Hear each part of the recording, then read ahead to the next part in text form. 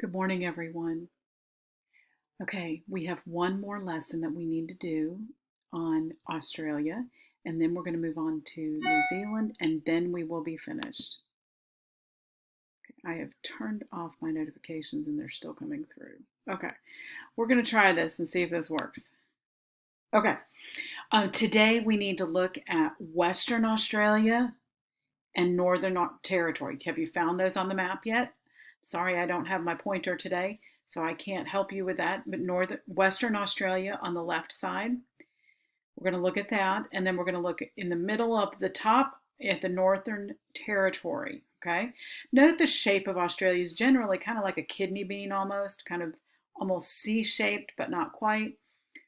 What we're going to be looking at is the one on the far left and the top center. Okay. All right, so first of all, the Western Plateau, that is 2/3 of Australia. That is dry and flat. Um, I don't know if you all remember, but last year we had a lot of problems in Australia with wildfires, and that was partially due to the dry conditions that are experienced here in the Western Plateau. There's not enough rain. Um, so they are subject to quite a bit of wildfire. Most of this region is desert or at least semi-arid grassland, and um, the the area is just prone to extremes of temperature. When night falls and the sunlight disappears, the dry air has little substance to retain the heat, so the temperature falls very quickly at night. Um, in a moister climate like we have, the water vapor in our air holds on to heat and keeps us warmer at night than sometimes we would like. But that's not the case where it's dry like this, like in the Sahara or out here in Australia.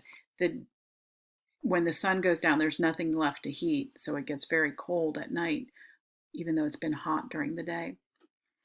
Now, the southern part of Australia supports 98% of the state's population in South Australia. South Australia is the part right at the lower part of that sea. You see where the bight is, that C-shaped bay? That's South Australia there. Oh, sorry. Always hit the wrong button. Okay, here we go. Adelaide is the capital of Southern Australia. Has a really great harbor there in that bight because that bight keeps it calm. It also has Kangaroo Island there off the coast that protects the city itself from a lot of wind. So the Great Australian Bight actually is very calm and peaceful and gives Adelaide a very nice harbor. This picture is Uluru. That's what the Australians call it. The actual name for it is Ayers Rock. In either name, Uluru is what the Aborigines, I believe, called it, and Ayers Rock is what Australians call it today.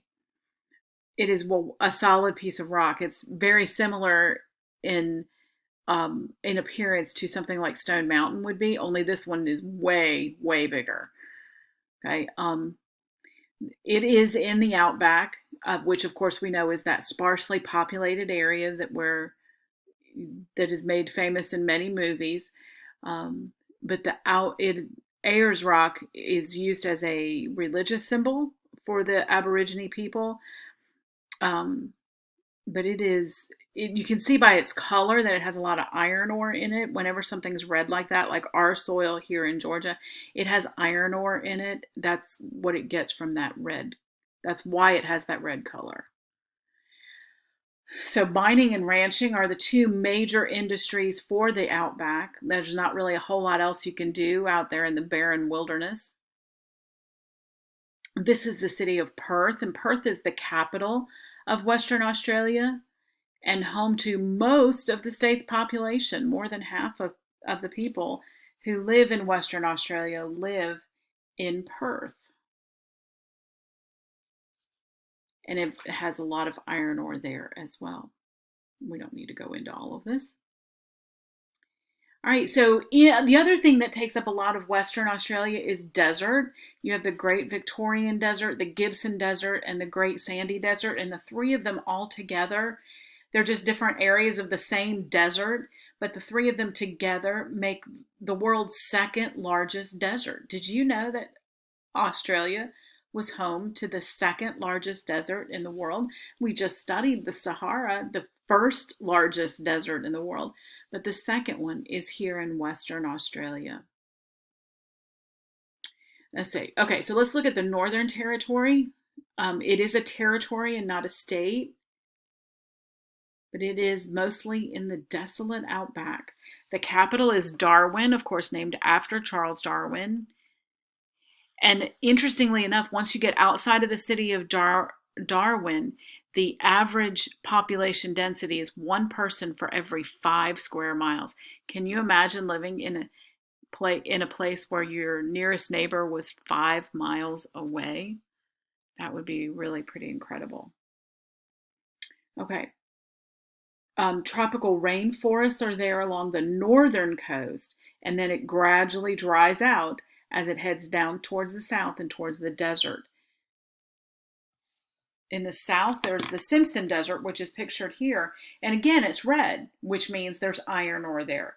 And that is one of the mining things that they do mine in the Northern Territory as well as in the western state of Western Australia.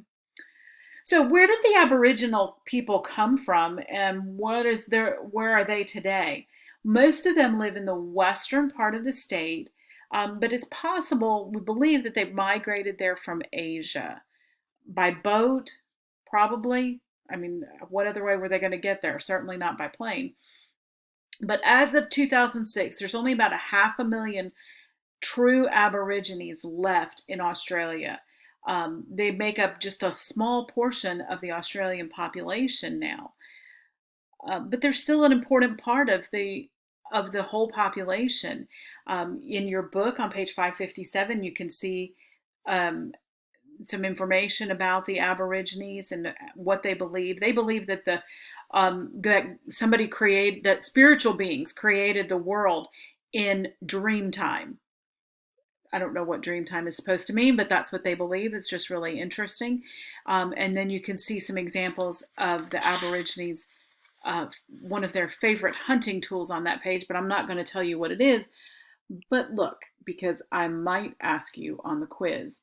All right, on Monday, I'm going to pick up with New Zealand and hope to get it done in about a day so that the next day we can start studying for our exam.